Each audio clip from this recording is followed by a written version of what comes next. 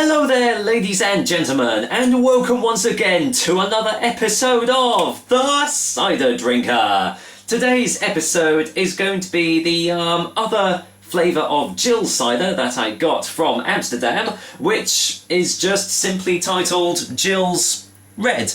But I mean, as you can see from the neck of the bottle, I'd imagine it's probably going to be, apparently, apple, cherry and raspberry. Whether that'll actually be the case or not, I don't know, but I'm sure I'll find out when I'm actually getting round to tasting it. So, if you haven't seen my original Jillz apple cider review, firstly, go ahead and look at it, and secondly, to not spoil too much, it wasn't too good, really. So, to say that my hopes aren't too high for this one is kind of a little bit of an understatement. But let's go in here with an open mind and a clear head and see what we actually make of it. But what can I tell you about the cider? Well, as it says on the side of the bottle there, it's a sparkling cider at 5% in volume. Comes in a little 330ml bottle, as you can clearly see there, as with the normal Jillz apple variety. I don't know whether they come in larger bottles or cans, because, well, I got this from Amsterdam. I can't remember the exact price of it, you'll have to look at the other video for that, but I think it was about 79 cents, which is ridiculously cheap, and unfortunately I sort of paid the price for that last time. But apart from that, oh, I'm sorry, it's not... Do you know what? I got the bottle size wrong. It's not even 330ml. It's 230. So I'm not even getting half a pint from this drink, which actually for 79 cents might actually be a little bit expensive. But hey, there we go. So let's waste no more time and crack this Jillz Red cider open and see what we make of it. So let's go in for the whiff test. Well, that just smells of, like a cherryade or something.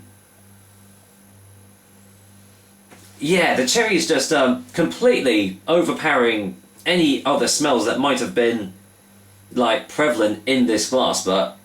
Actually, there is a slight hint of raspberry, but I'll tell you what that instantly reminds me of, and that is Magnus Berry. It has the exact same smell as it. Will it have the exact same taste? I'm sure I'll, find out, but let's get it poured into my little Bemble with Care glass here. There's no point being careful because it's only 230ml. Anyway, let's have a look at the old colour of Jillz Red. Well, as you can see, it's very, very lightly sparkling. In fact, there's hardly any sparkle at all. But yeah, it looks like a pretty typical mixed berry colour. Lightly red and, well, is it going to be artificial or natural? I'm sure we'll find out. But are there any more smells on the glass? Not particularly. There's yeah, they kind of have dissipated a little bit, but still all you can smell is like sort of a cherryade sort of smell. So will it be better tasting? I'm probably going to say not, but hey, as I said, I'm completely unbiased on this show, so let's go in with an open mind. So cheers guys, here's to Jillz Red.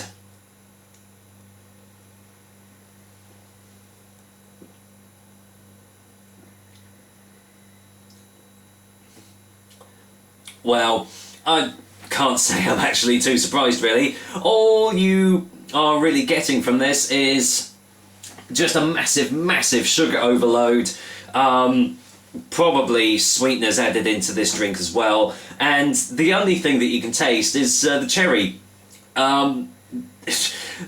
Why they list this sort of stuff as cider, I don't know, because it tastes more like an alcohol pop really. So I'd imagine the Jillz cider makers, whether they are actually from Amsterdam or Holland, I'm not sure, or the Netherlands, should I say. Yes, they are, Jillz.nl. So apparently this is their version of Kopperberg, and boy howdy, it sure does taste like it. So let's get a second opinion.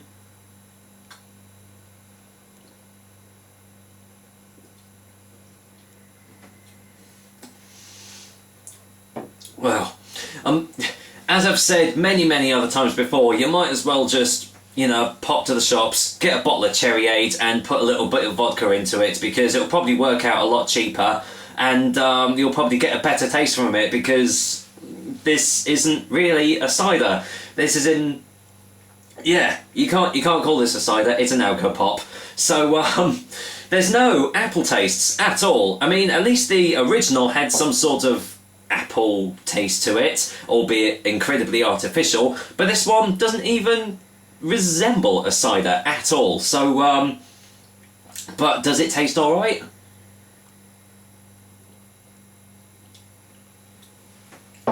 Well, if you like your incredibly sugary mixed fruit drinks, then I'm sure you're gonna love this sort of thing.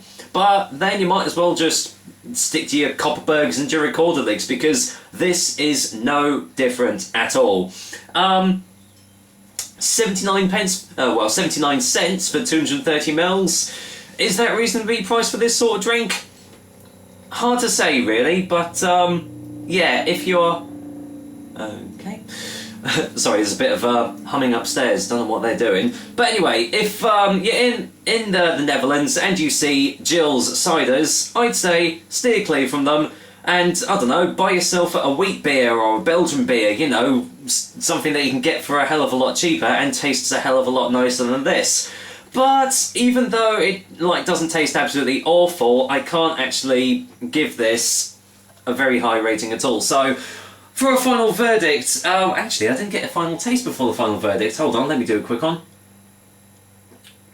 Yeah, doesn't taste any different. So, for a final verdict, Jillz Red is going to get a 2 out of 10 from me. Yeah, just in summary, it's not a cider.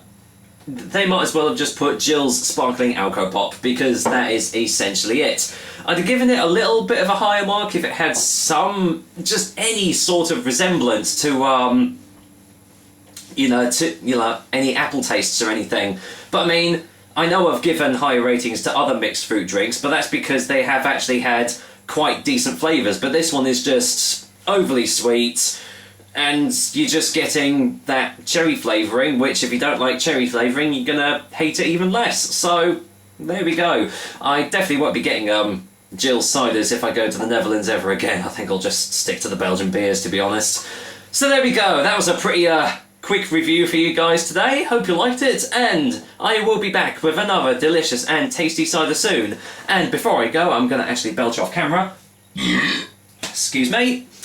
Sorry, what can you say with a drink like this? You're bound to get that sort of belchingness, aren't you? So, yeah, until next time, well, I guess I'll be finishing this off, even though it's pretty much just a fizzing alco pop, really. So, take care, guys. Until next time.